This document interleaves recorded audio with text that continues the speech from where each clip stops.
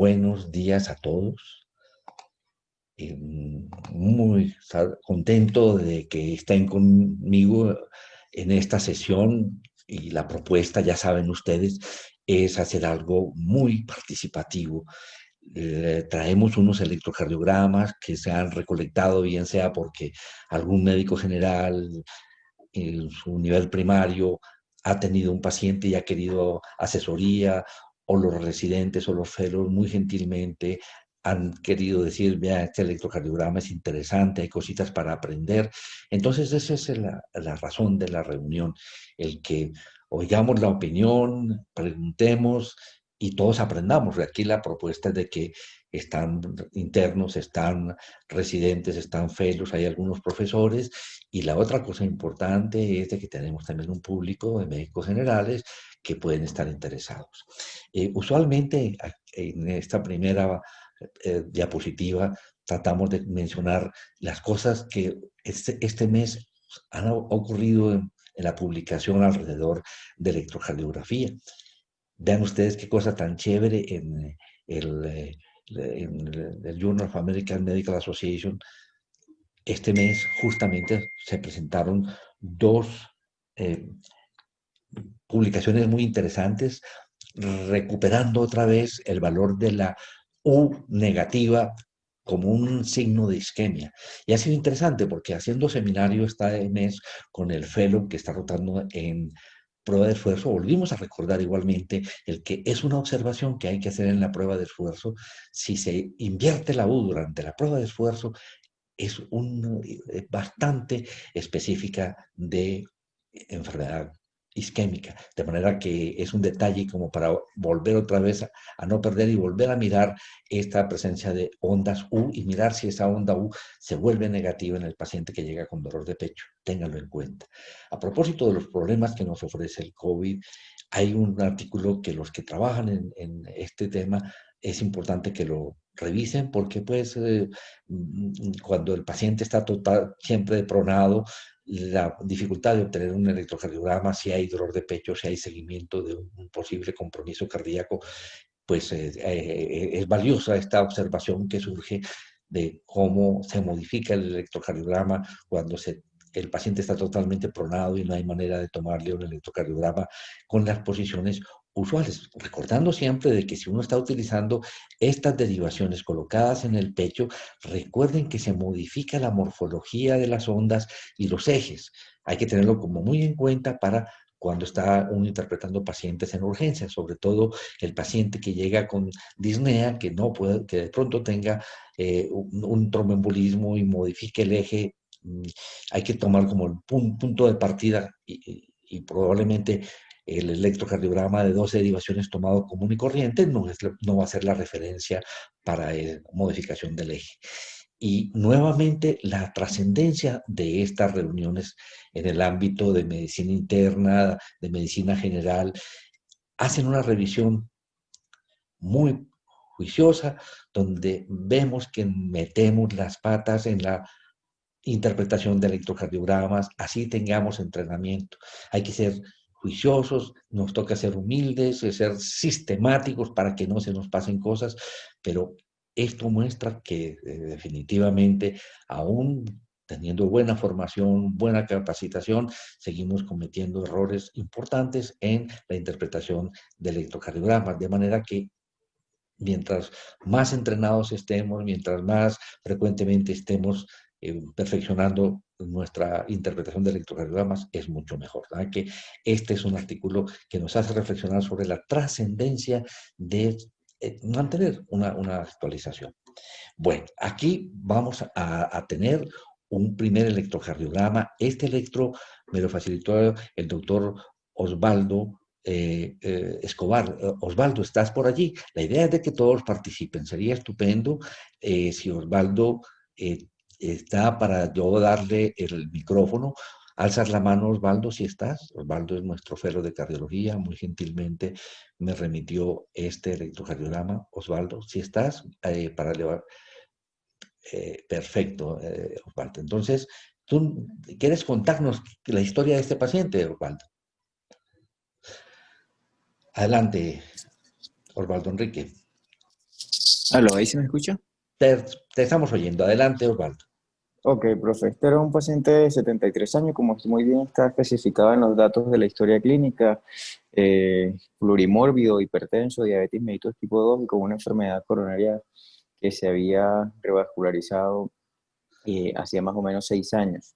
El paciente era mal adherente a los tratamientos farmacológicos y no tenía pues así como otro antecedente de importancia. Le habían resecado un tumor neuroendocrino eh, y venía sin seguimientos regulares en el servicio. Se presentó en contexto de un Hasta dolor. donde tú recuerdas, esta FA era eh, paroxística. Se había diagnosticado paroxística, profe, sí, Ok. señor. Teníamos el Posiblemente, tal vez en el posoperatorio de alguno de estos momentos, ¿no? en uno de los episodios previos teníamos el registro de historia clínica, pero no habíamos visto el registro Ok, electrocardiográfico. perfecto. El paciente Muy se presenta en el contexto de un dolor torácico agudo, intenso, opresivo, asociado a diaforesis y dificultad respiratoria, con alta probabilidad pues que se relacionara con un síndrome coronario agudo Y se le y se tomó le el tomaron electrocardiograma que los me mandaste. electrocardiogramas iniciales, sí señor. Perfecto, muy bien. Entonces aquí está el electrocardiograma. Yo lo voy a mostrar juiciosamente y quisiera que uno de los internos estuviera listo para hacer una lectura. Un voluntario de los internos. Van a ver ustedes que ese es el electro que pueden recibir ustedes cuando hagan su actividad rural y es, perdón, es clave la identificación de lo que se ve en este electrocardiograma. Entonces, luego nos cuenta el doctor Enrique por qué, el doctor Osvaldo, por qué él le gustó que lo comentáramos. Entonces, aquí tenemos las derivaciones de uno, de 2, de 3. Aquí están las derivaciones ABR, ABL, ABF. Observen ustedes esas derivaciones. Ahorita tenemos B1, B2, B3, B4, B5 y B6. Vuelvo a mostrar las derivaciones y entonces qué rico tener uno de los internos que quieran participar. D1, D2, D3, ABR, ABL, ABF, B1, B2, B3, B4, B5 y B6. Bueno, ¿quién se anima a hacer la lectura? Eleven la mano para asignarles el micrófono. ¿Qué tal si Vanessa Arellano ¿quién, Vanessa Arellanos podría de pronto participar en la lectura, Vanessa? ¿Te animas a participar? Oriana, perfecto, te asignamos micrófono. Perfecto. Oriana, ¿qué piensas de ese electrocardiograma? Puedes habilitar tu micrófono, Oriana, perfecto. Adelante, Oriana. ¿Qué piensas tú? Sí, profe. Muchas gracias por participar. Bueno, profe, ¿vamos a hacer lectura sistemática o de Yo una? pienso que indudablemente que nos tomaría un tiempo largo, pero es como debe hacerse, ¿cierto? Los aspectos técnicos, Sí. la estandarización, la línea de No, base, sí, te parece bien? sí, tenemos un ritmo sinusal. Ok. Siempre hay eh, detrás de cada complejo una P. Fíjate que no nos dejaste, no te dejaste influenciar por lo que viste en la historia, que decía paciente con FA. Aquí en este paciente está en este momento en ritmo sinusal. Tiene todas las características de un ritmo sinusal. Ok, adelante, jovencita. Listo, profe. Entonces, con, entonces pasemos de una vez a las morfologías y, o bueno, a lo más evidente que tenemos ahí, que es elevación del punto J que se lleva a la C en Perfecto, es D2 una T muy y alta, ¿cierto? D3, pues en Y esta mucho más imagen. alta en D3 que en D2, Sí, ¿no? Y la señor. forma como jala ese segmento CT, de acuerdo, ¿ah? En 2, 3 y ABF, Y ¿no? aquí tenemos, ¿Y qué te tendríamos un parece espejo en D1 con esa en, depresión. en del segmento B1, ST. en ABL, ¿de acuerdo? ¿Y qué te parecen ¿Cómo? las derivaciones precordiales? B1, B2, Coronaria B3, derecha. B4, B5 y B6. Adelante, Brian, ¿qué Bueno, piensas? bueno, nos faltaba ABL y ABF. ABF también está elevado y seguimos con el cambio en espejo en ABL. Y Perfecto. eso, muchas gracias. Y en las precordiales, bueno, está difícil de ver, pareciera como algo de hipertrofia ventricular, Acuérdate, es decir, aquí tendrías, esta es la pero R. Fíjate que la R en B5 tiene 5, unos 15 milímetros. La S en B4 no es muy profunda. A uno le da la impresión, fíjate que de sí, pronto uno tomaría aquí un segundo electrocardiograma con una modificación de la voltaje, estandarización, un milivoltio 5 milímetros para poder ver hasta dónde llegan los complejos en este formato específico. Pero mira que uno alcanza a ver las ondas y no están de verdad unos voltajes muy altos. Mira la SDB1, 5, sí, 10, profe. 12 milímetros, ¿cierto? Muy bien. Con este electrocardiograma, ¿tú Listo, qué profe, sí. diagnóstico Es que haces, no se alcanza Oriana? a ver bien. Con este electrocardiograma, ¿qué diagnóstico haces? Listo. Profe, ahí tendríamos por ahora un infarto de cara inferior. Un Sin infarto agudo embargo, de deberíamos miocardio de hacer cara inferior. precordiales posteriores. ¿Harías derivaciones precordiales Deberíamos completar, con sí, señor. derivaciones precordiales, derechas primero, Posteriores porque ¿cierto? tenemos, Las dos y cosas, derechas también, sí, posiblemente señor. ahí sí, Enrique, pues perdóname, Osvaldo, estas son las precordiales derechas, no se marcaron, que vale la pena siempre marcarlas, estas son las precordiales derechas, B1R, B2R, B3R, B4R, y mira cómo B3R tiene desde ya elevación del segmento ST, B4R igualmente, B5R lo mismo y B6R lo mismo. No se le tomaron las derivaciones posteriores, pues acuérdate que esto fundamentalmente no es para diagnóstico, sino para especificar un poco ese detalle del infarto de la cara inferior, tus extensiones para tenerlas en cuenta en el manejo, sobre todo la extensión al ventrículo derecho es la más importante. ¿Qué piensas entonces? ¿Cuál es tu conclusión definitiva, Oriana? Que sí tiene un infarto de cara inferior con extensión al ventrículo derecho. Perfecto. Ahora cuéntanos, Enrique, ¿por qué te llamó la atención y por qué querías compartir con nosotros este electrocardiograma? ¿Me escucha, profe? Sí, señor, te estamos oyendo. Ok, no, pues me parecía muy interesante porque a veces estos infartos de cara inferior siempre hay que tener muy en cuenta que pueden tener como complicación la extensión al ventrículo derecho y a veces nos olvidamos de tomar, eh, de que tenemos otras opciones de evaluación de derivadas para poder conocer las complicaciones agudas del infarto agudo del miocardio. Este paciente tuvo una muy buena evolución, pues en el electro inicial se veía, como dijo la doctora, un infarto en pared inferior que sugería que podía haber extensión al ventrículo derecho por los cambios en espejos en B1 y cuando se hicieron las derivadas derechas se confirmó.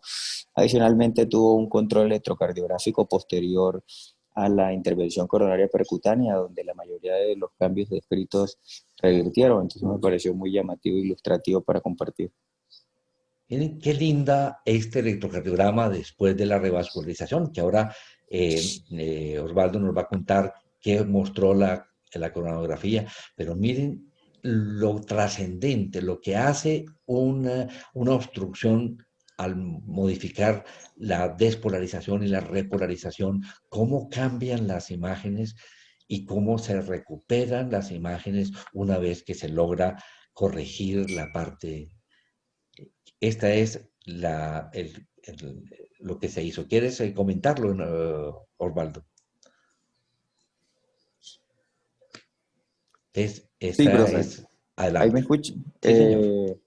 Bueno, el paciente se llevó a intervención coronaria percutánea, que donde se documentó una enfermedad coronaria con lesiones graves en la descendente anterior, la circunfleja y una oclusión total aguda de la coronaria derecha. Adicionalmente, como vimos en los antecedentes, tenía revascularización y el puente safeno y el puente de la María Interna, los dos puentes estaban permeables y lo llamativo fue la oclusión aguda de la coronaria derecha. Se le colocó un stent medicado en tándem con éxito y con flujo TIMI 3 posterior al stent.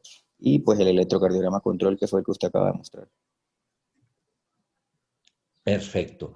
Listo. Aquí hay algún comentario adicional que creo que Kevin, ¿tú quieres hacer algún comentario? Adelante. Hola, profe, ¿cómo estás? ¿Se escucha? Sí, señor, adelante, Kevin. Profe, pues ya teniendo el resultado de la coronariografía, pues recordar que el trazado del electrocardiograma nos mostraba una elevación mayor en D3 que en la derivación D2. Y que pues en ese caso es sugestivo, incluso desde el electrocardiograma, que el compromiso era más de coronaria derecha que de circunfleja. Perfecto, muy bien. Muchas gracias, Kevin. Bueno, listo. Muchas gracias, Osvaldo y Oriana. Vamos al segundo caso. Hay un comentario del chat, vamos a mirar. Ragavali hace un comentario interesante que demuestra lo difuso de la enfermedad coronaria en el diabético. Ok, muchas gracias. Bueno, entonces este me lo envió Javier Caicedo. Ahora vamos a mirar cuál es la motivación de Javier para compartirlo, para que aprendamos de él. A continuación, profe, le envío un electrocardiograma a una paciente de la octava década de la vida con 3 meses de episodios presincopales. Consultó por varios síncopes que se presentaron tanto en sedente como en bipedestación. Tuvieron estos trazados en el servicio de urgencias. Entonces, aquí tienen ustedes este trazado. ¿Ves? Veamos el trazado que nos ofrece. Ustedes ven, aquí está la derivación ABL, ABL. Está la derivación D1, está la derivación menos ABR, aquí está la derivación D2, está la derivación ABF, la derivación D3, está B1, B2, B3, B4, B5 y B6. Y tenemos un trazado, un D1 largo, aquí lo ven ustedes. Esto fue tomado a las 6:13 AM y hay otro electrocardiograma a las 9:18 donde están el mismo orden de las derivaciones, un de uno largo. Entonces, estupendo que igualmente, si se anima uno de los internos a proponernos una hipótesis sobre este electrocardiograma, sería estupendo. Si quieres cerrar el micrófono, Osvaldo, para que no tengamos sonido de medio ambiente. Perfecto. ¿Quién se anima? Todo lo que necesito es que me alcen la mano y nos propongan. Vamos a ver, aquí en el chat empiezan a presentarse cosas. Ravalli nos dice, demuestra un bloqueo de segundo grado. De pronto podrías proponer qué tipo de bloqueo de segundo grado. MOVIS 1, MOVIS 2, 2x1, un bloqueo de segundo grado avanzado. Ánimo, ¿quién se anima a discutir? Kevin, ¿te animas a trabajarle? Puedes Hola, adelante, profe. Kevin. Bien puedas, Kevin. ¿Qué piensas tú?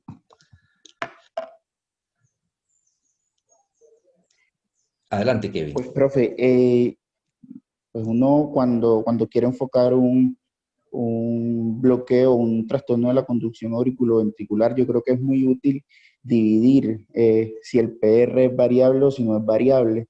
Entonces, pues nosotros evaluamos... Yo te propongo que de pronto primero empecemos si el RR es constante. ¿Sabes por qué? Porque fíjate que lo que estaba diciendo ahorita la colega, tú tienes de pronto un bloqueo de segundo grado. Y si tú tienes un MOVIS 1, encuentras un RR variable. ¿De acuerdo? Si tienes un MOVIS 2, posiblemente encuentras un RR variable. Pero si tú te encuentras, como está aquí, un RR constante, si piensas en un segundo grado, ya estás echándole cabeza a cuál puede ser. ¿De acuerdo? Y entonces ya viene lo que tú estabas diciendo, ¿cómo está el PR? Entonces tú tienes aquí el PR de este, de este complejo, tienes el PR de este complejo, tienes el PR de este complejo, el PR de este complejo. Entonces, ¿qué, Kevin? ¿Sería simplemente una bradicardia sinusal? Pues perfecto, que vemos que hay una P que no está conduciendo. Entre cada complejo hay una P que no conduce. Ahora, fíjate lo fino que es esa observación que tú estás haciendo, donde identificas una onda que tienes que fijarte si realmente tiene la constancia del PP para poder decir tú, sí señor, estoy con una P que no me conduce, que esto que estoy viendo aquí como modificación de la T sea una onda P que no conduce. Entonces, ¿tu conclusión sería cuál, Kevin?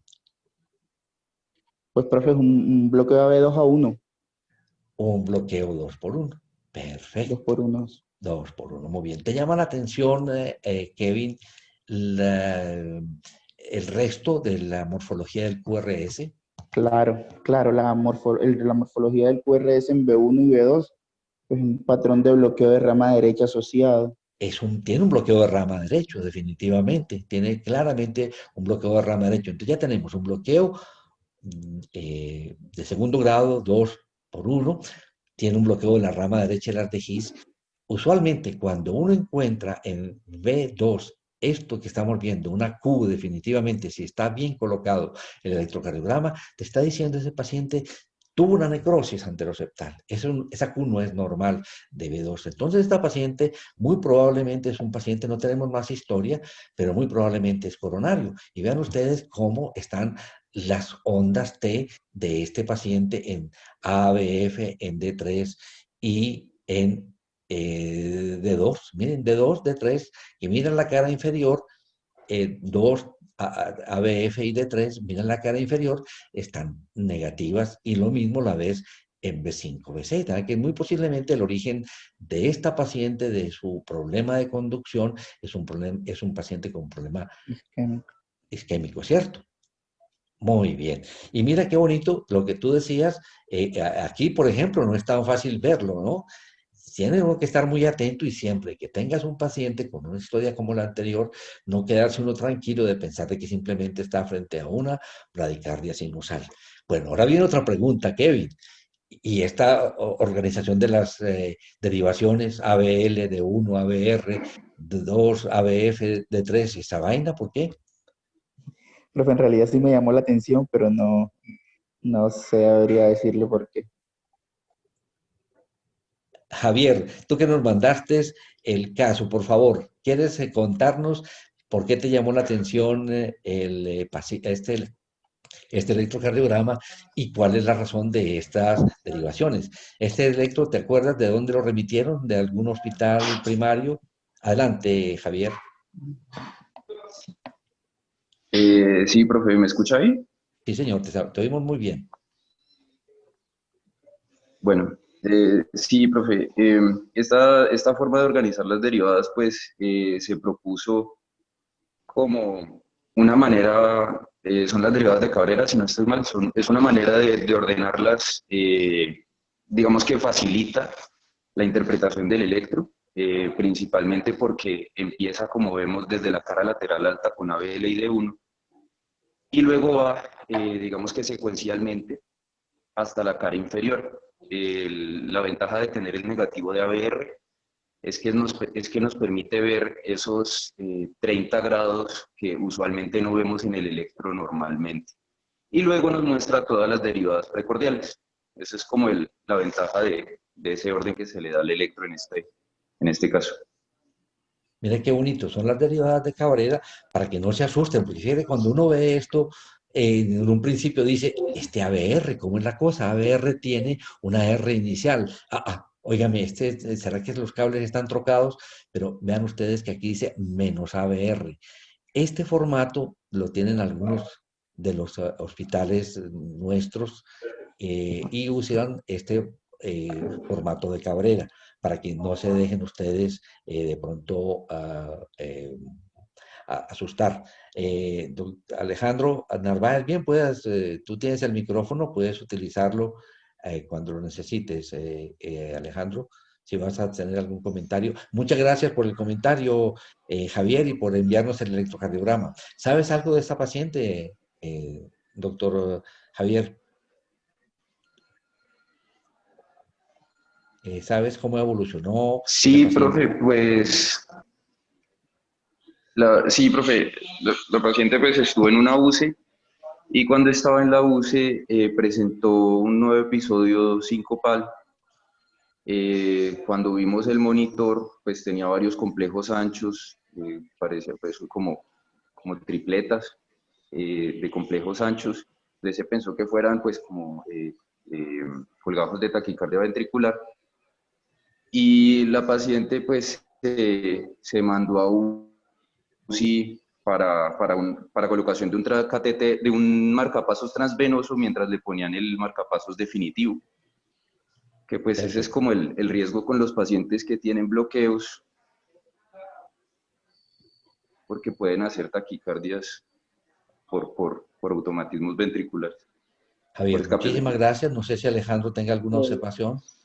sí, doctor, un comentario en el electro, y es que siempre que uno tenga un bloqueo de rama derecha, pues uno debería sospechar o descartar que este paciente no vaya a tener un bloqueo del fascículo.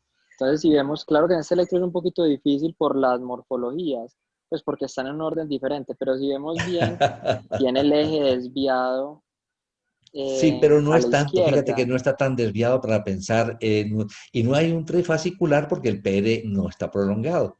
Entonces es fundamentalmente un segundo grado AB con el bloqueo de la rama derecha del arte His y esta observación de la Q en B2.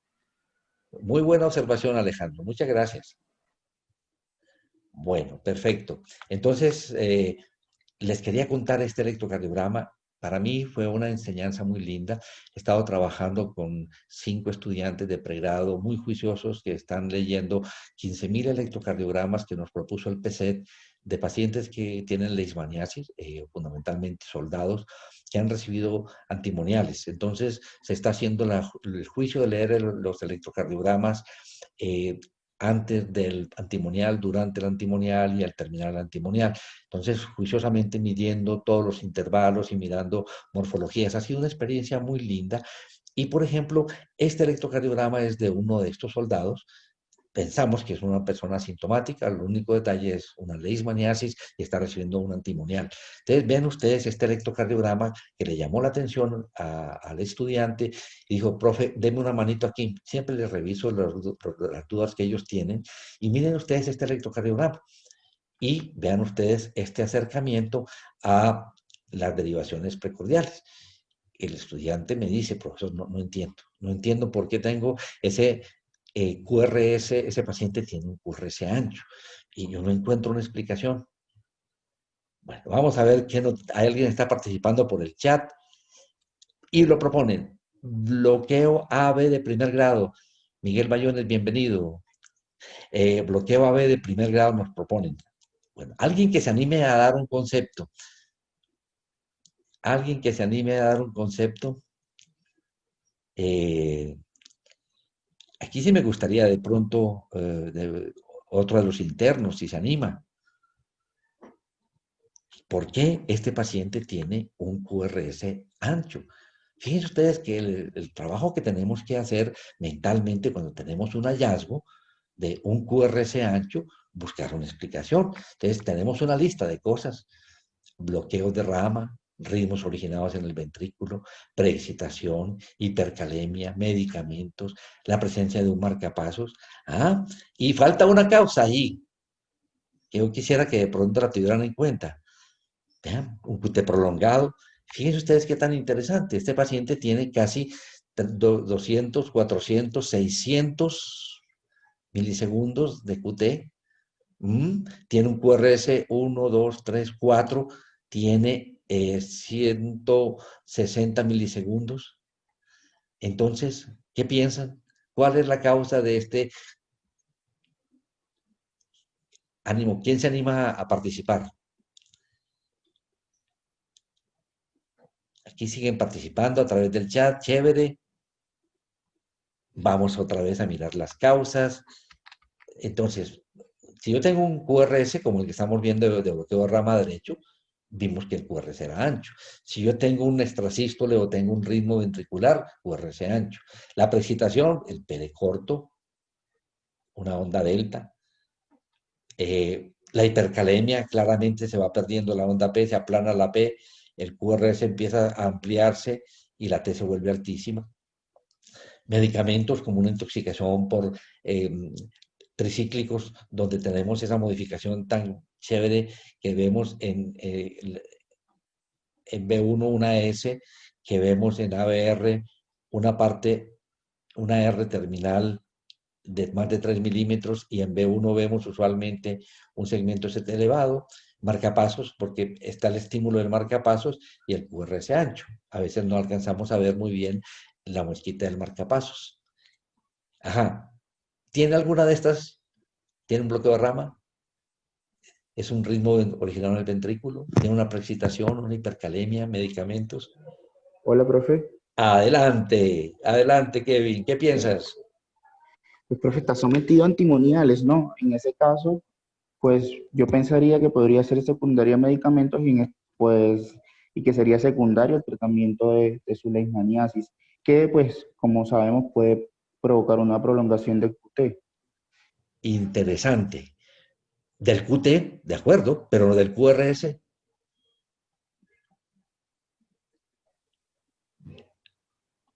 Pues, profe, yo tengo entendido que puede producir incluso extrasístoles,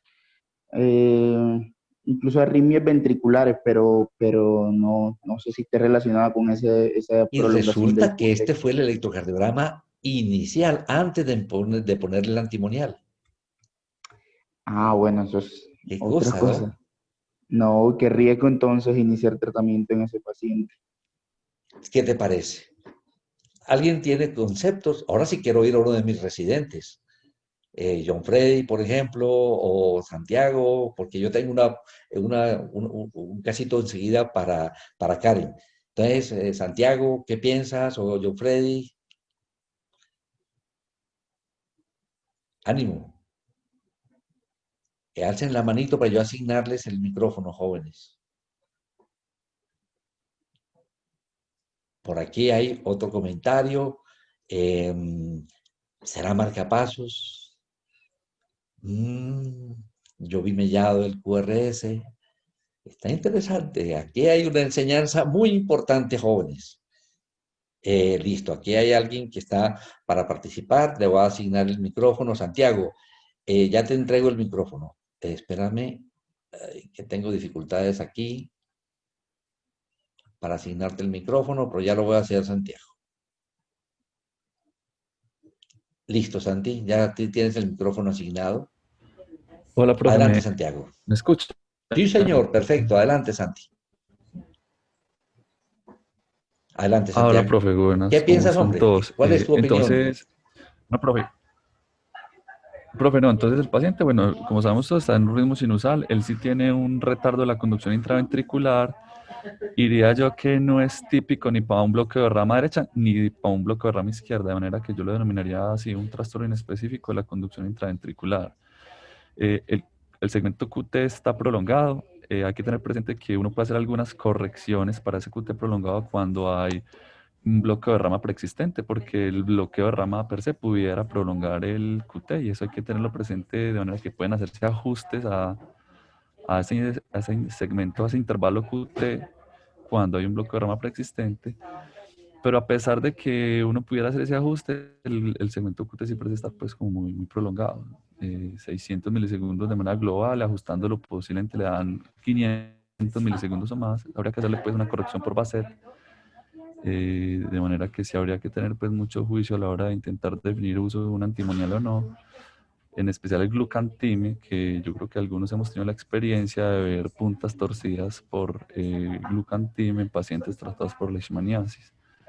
No sé, profe, usted, Santiago, ¿qué otro mensaje nos tiene por ahí? esto No no se sé. te va a olvidar. Esto lo Pucha. conversamos con uno de mis estudiantes y otro, y caray, aprendió una barbaridad y yo también aprendí. Mira, Ravalli nos dice, está tomado a doble velocidad. ¿Será que es una velocidad de 50 milisegundos? Dice Oriana Rosero. ¿Qué quieres que haga yo contigo?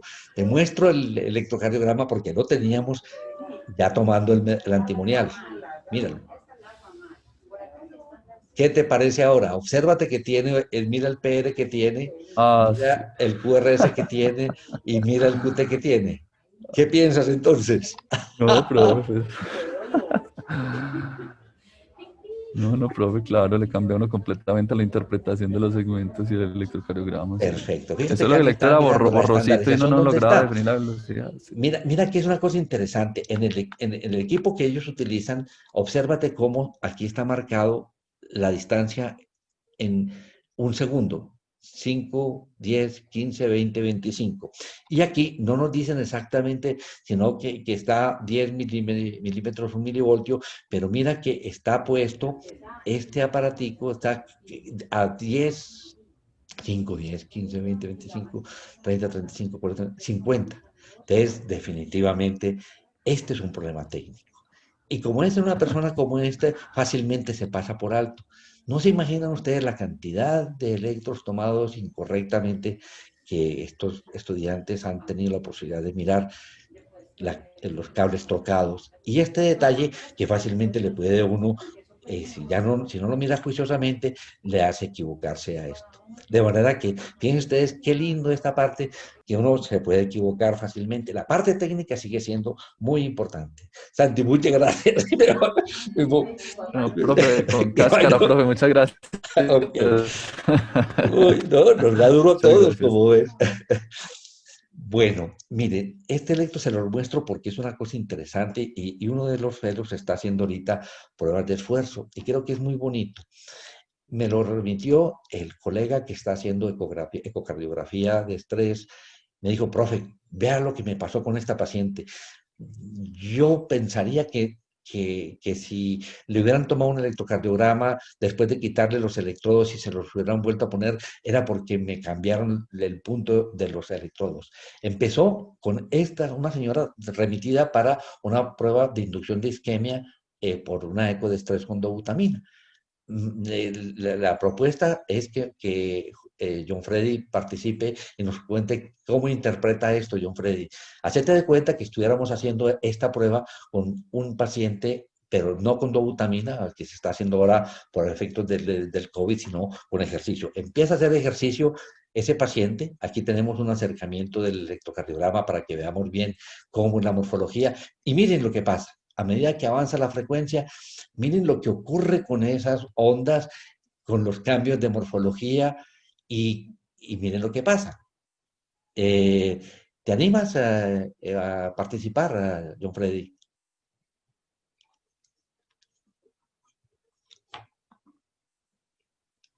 Adelante, John Freddy. ¿Qué piensas? ¿Qué pasó con ese paciente? Hola, profe. Profe, ¿me deja ver el electro basal un momentico, por favor? Claro que sí. Entonces, mira de dónde partió. Esto Uy, perdóneme. ¿Me están viendo? Perdóneme. Sí, sí, profe. Sí, Listo. Perfecto. Espérate, verás, ya Ahí está. ¿Listo? listo, profe. Entonces, digamos que en esencia, pues para lo que uno busca el electrocardiograma inicial, fundamentalmente es que, pues, que sea interpretable el electrocardiograma a la hora de inducir pues, isquemia. Y no se le ve, digamos, en principio que tenga una limitación pues, que haga que la prueba sea no interpretable. Perfecto. Desde el punto de vista electrocardiográfico, teníamos la ventaja pues, de que este Electrocardiográficamente paciente hablando, era sí, para señor. una ecocardiografía, pero también la parte eléctrica cuenta, ¿cierto? Sí, señor. Bueno, entonces mira lo que pasó con ese paciente. Listo. ¿Qué pasó? T1 AL. Pues hay un cambio, digamos que aparece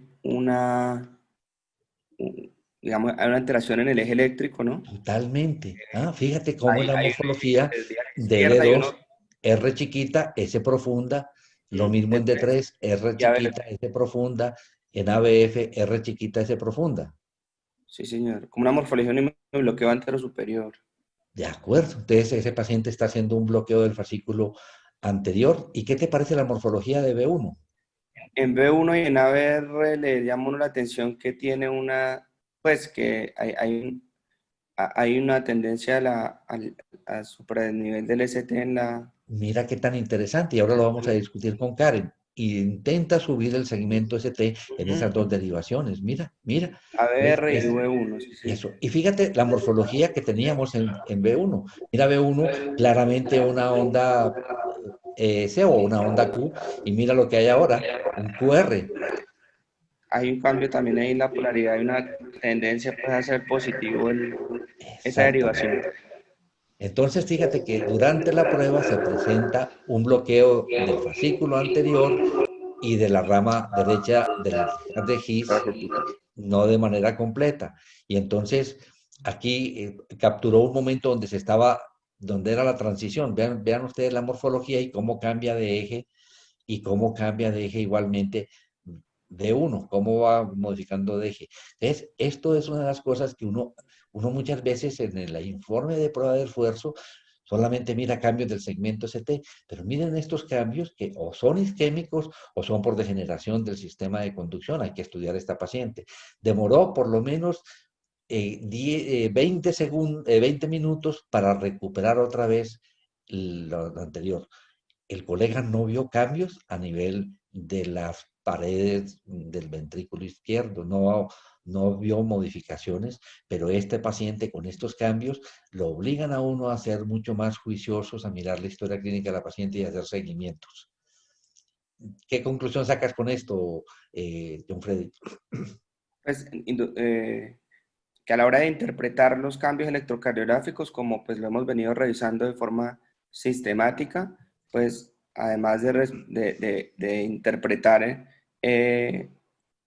infradesnivel o supradesnivel del segmento ST inducido por el esfuerzo, pues hay que identificar todo lo que sean hallazgos electrocardiográficos anormales, aquí en este caso un hemibloqueo anterosuperior inducido por el esfuerzo. Hemos tenido también pacientes con bloqueos completos de rama izquierda, también inducidos por el esfuerzo, y que esos bloqueos generalmente, pues a la luz de la clínica y de los factores de riesgo, pues hay que darles el valor que merecen. Por ejemplo, los bloqueos de rama izquierda que se inducen con el esfuerzo, pues normalmente tienen un mejor pronóstico cuando aparecen a una frecuencia más alta.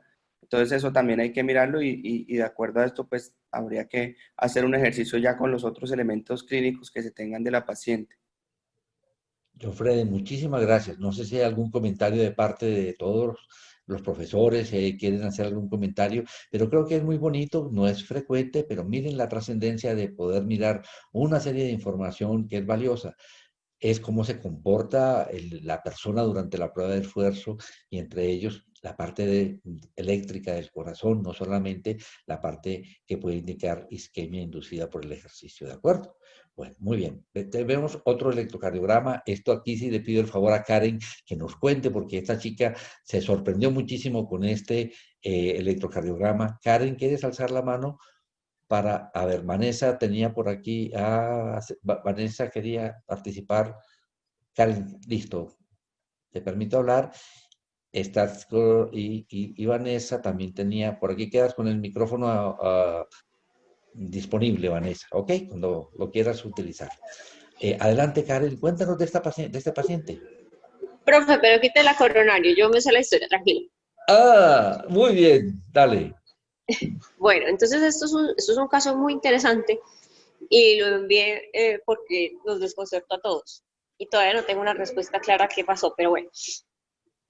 Es un señor de 50 años, él es obeso, tiene un antecedente de un bypass gástrico con reganancia, está pesando ahorita 120 kilos, aquí está activo, y en la hospitalización además se diagnosticó diabetes e hipertensión. El señor en realidad consultó porque se le encarceró una hernia abdominal, se llevó a cirugía, se encontró que eso estaba todo necrótico, lo dejaron con abdomen abierto y en programa de lavados porque había una peritonitis purulenta de 4 cuadrantes. Después del tercer lavado, el señor hizo dolor torácico opresivo y quien lo tenía a cargo tomó este electrocardiograma que el doctor les está mostrando y tomó biomarcadores. Los marcadores fueron fuertemente positivos y este es el electrocardiograma. Él estaba en otra institución y por este motivo se remitió a la nuestra para manejo.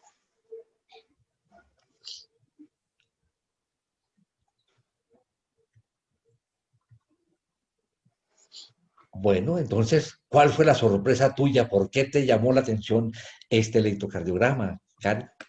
Pues, ¿Cuál profe, es porque la inquietud que surge de este electrocardiograma? en realidad en este electrocardiograma vemos lo que nos describen en muchas partes, que es infradesnivel de todas las de B2, B3, B4, B5, B6, acompañado de un discreto supra en B1, pero un supra muy claro en ABR, lo cual hacía pensar que el paciente tenía un compromiso o de tronco coronario izquierdo o de múltiples vasos. Y la sorpresa fue la coronariografía. Perfecto. Pero resulta que este paciente no se hizo inmediatamente procedimiento. Cuéntanos qué pasó. Fue un periodo largo en el que el paciente... Ah, de- sí, desa- pasó casi un mes entre ese evento y la coronariografía porque el paciente continuó en programa de lavados, estaba clínicamente estable, se le dejó manejo eh, con aspirina y anticoagulación por el riesgo de sangrado del abdomen. Y si tiene muchos electros de seguimiento, pues periódicamente en la unidad se le hacían electros, donde ya no vemos los hallazgos electrocardiográficos que vimos en ese electro inicial. Perfecto. Un detalle que es interesante, Karen, cuando uno está considerando la posibilidad de que sea un tronco el que esté provocando estos cambios, donde vemos la elevación en ABR, uno espera que por lo menos esté en dos derivaciones. Aquí, por supuesto, la elevación no es tan alta como uno lo quisiera para uno sentirse bien seguro, y no ve uno con claridad la elevación en B1. Usualmente uno se siente mucho más seguro, como tú lo estabas planteando, el que tenga una elevación importante en ABR, una elevación en B1, usualmente menor la elevación de B1 que en ABR, dos derivaciones contiguas, y la depresión del segmento ST en múltiples derivaciones, como lo estamos viendo aquí. Tú te preguntabas, hombre, profe, cuénteme usted qué explicación tiene para esto. Yo te voy a mostrar lo siguiente, que es una evidencia de los que hacemos pruebas de esfuerzo, que hemos aprendido a mirar lo que ocurre cuando hay isquemia, no necesariamente infarto agudo de miocardio. Mira a este paciente que llegó a una prueba de esfuerzo porque tenía una angina estable. Ese Ajá. paciente se le empezó a hacer la prueba de esfuerzo y cuando se llegó a una frecuencia cardíaca de 150 latidos por minuto, experimentó la molestia del pecho y fácilmente uno la informa como positiva porque hay cambios muy claros de depresión del segmento ST en múltiples derivaciones. Vean ustedes cómo las zonas más significativas son B5, B6, aquí está deprimido el segmento ST, pero miren ustedes que poco a poco hemos aprendido a buscar que cuando hay esta depresión del segmento ST, que es indicador de isquemia subendocárdica, el segmento ST se eleva. Entonces, esta elevación del segmento ST en ABR no necesariamente es de obstrucción fija de una coronaria. Entonces, les quería mostrar este electrocardiograma también muy lindo que me mandó el doctor John Freddy. John Freddy, tienes a la mano el micrófono. ¿Quieres contarnos de este electrocardiograma? Porque es muy bonito este electrocardiograma y lo que pasó con este jovencito. Adelante, John Freddy. Profe, este fue el paciente Jovencito de joven 14, de 14 que años, llegó ¿no? para una prueba de esfuerzo, sí. Sí, es un niño que tiene 14 años, llegó a la unidad para realizarse una prueba de esfuerzo porque había estado presentando unos episodios, digamos, mal definidos de intolerancia pues al ejercicio y que había tenido algunos episodios como de desconfort torácico. De hecho, ellos no lo describían bien y su clínica pues no era muy clara de un dolor ni de un compromiso de su clase funcional y pues dentro del estudio decidieron solicitarle una prueba de esfuerzo. Él llegó a la unidad y pues se le realizó su correspondiente electrocardiograma basal y estos fueron los hallazgos. Básicamente, pues ellos encontraron, como se puede notar ahí, una QRS un QRS ancho, un complejo QRS ancho, especialmente en Una de las actividades causas de QRS primordiales. ancho, que no se le puede pasar a uno, ¿eh?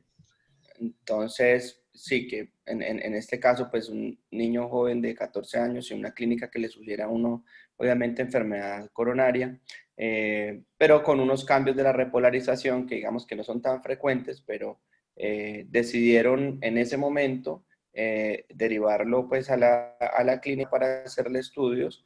No se le realizó la prueba de esfuerzo, pero pues lo que se nota ahí en el trazado electrocardiográfico es que hay hay una onda delta en el complejo que hace que tenga y adopte esa morfología de QRS ancho, con unos cambios subsecuentes de la repolarización. Ya pues el doctor, no sé si les cuente, pero el paciente pues allá se le realizaron sus correspondientes pruebas diagnósticas. Entre esas le hicieron un ecocardiograma transtorácico que mostraba unos trastornos de la cinética contráctil a nivel del septo, y entonces decidieron realizarle por esos hallazgos y por ese supradesnivel marcado del segmento ST una angiotomografía de coronarias, que fue normal. Y pues después, en conjunto con el electrofisiólogo, se determinó que tenía, pues que era evidente que tenía una onda de preexcitación. Le hicieron una prueba de esfuerzo para evaluar el comportamiento con el ejercicio y se decidieron hacer estudios electrofisiológicos de forma ambulatoria. Perfecto. Entonces, lo que aprendemos de esto, este muchacho uno le puede hacer la prueba de esfuerzo no para buscar enfermedades isquémicas, sino para mirar el comportamiento de la preexcitación. Si esa preexcitación desaparece y desaparece esa despolarización tan anormal y la repolarización tan anormal, se siente uno mucho más tranquilo de que ese haz no conduce a velocidades altas. Entonces, no había problemas de hacerle prueba de esfuerzo a este jovencito, pero no con con el propósito de diagnóstico de enfermedad coronaria, sino para ver el comportamiento con el ejercicio de la parte eléctrica del corazón, de lo que corresponde a la preexcitación. Y miren ustedes cómo la modificación de la despolarización modifica la repolarización. Aquí diría uno, miércoles, tiene un segmento GT elevado en ABR y en B1, tiene un síndrome coronario por obstrucción de la coronaria, del tronco de la coronaria. Entonces, Karen, la explicación que yo quiero darte a ti y a todos es de que cuando tengamos este patrón hay que ser muy juiciosos, ver exactamente en qué escenario está y siempre tratar como de mirar bien esa elevación del segmento ABR que persista y que por lo menos el B1 lo acompañe en esa elevación para uno sentirse seguro y considerar en ese momento la llamada del hemodinamista, porque esto puede ser una manifestación de una isquemia dada por las circunstancias, es decir, estar ocurriendo una isquemia sin obstrucción completa de la coronaria derecha, que nos daría oportunidad a evaluar al paciente con mucho más juicio. Sería pues una especie de isquemia sin coronaria de obstrucción importante. Entonces, esto puede ser una manifestación de isquemia momentánea y no necesariamente de obstrucción completa del tronco de la coronaria derecha. Entonces, eso nos toca ser mucho más prudentes en la evaluación de ese tipo de patrón en estos pacientes. ¿De acuerdo? Bueno, no sé qué comentarios hay de mis compañeros, de mis profesores, que de todas formas es muy importante oír la opinión de los docentes. Si tienen algún comentario para hacer, por favor, me elevan la mano y yo puedo asignarle. No sé, Santi, ¿tú tienes algún comentario? No, profe. Santiago, adelante, Santi. No, profe, no tengo ningún Ok, comentario. perfecto, tenía la mano levantada. Voy a bajar las manos y así el que quiera participar, por favor, levante la mano para poder darle el micrófono y que pueda participar. Bueno, ya casi terminamos la sesión. Yo quiero mostrarles algo que es interesante del trabajo que viene haciendo nuestros estudiantes al leer los casos, los electros de estos soldados, que siempre buscan y tratan de mirar juiciosamente, no solamente hacer las mediciones de PR, de QRS, de QT, sino mirar que puede haber alguna alteración de fondo. Y miren qué lindo, esto me lo dijo uno de los estudiantes, no sé si está con nosotros, Luis, Miren qué bonito. Este me dice, profe, aquí me llama mucho la atención este paciente por dos cosas. Es un tipo joven, seguramente, es un soldado, pero tiene esta morfología en B1. Fíjense ustedes que tiene un R mayor que es en B1 y muy probablemente es un bloqueo no avanzado de la rama derecha de las de His. Y yo alcanzo a ver en la cara inferior lo que hoy he leído en libros que dice el crochetaje, que es lo que llamamos de pronto muescas en las derivaciones de cara inferior. Esto obliga a que en una persona joven descartemos sin ninguna duda Luis, adelante Luis, si quieres puedes comentar un poquito de esa parte. Te doy el micrófono, alza la mano. Luis ha estado trabajando muy juiciosamente con esto para yo poder identificarte y asignarte el micrófono. Qué pena, no, ya Luis, ya lo encontré. Dale Luis, cuéntanos por qué te llamó la atención esto y que dices, hombre, yo pienso que este muchacho es importante considerar que no tenga una comunicación interauricular. Adelante, Luis. Buenos días, ¿me escuchan? Sí, señor, adelante, Luis. Profe, no, pues lo que identifiqué fue la morfología de RSR' en B1. El paciente pues no cumple criterios como para decir de bloqueo de rama derecha, sino que sería más bien un bloqueo no avanzado porque el QRS no es ancho, pero lo que más me llamó la atención, como bien decía usted, es ese QRS, esa fragmentación del QRS en todas las derivadas de la cara inferior.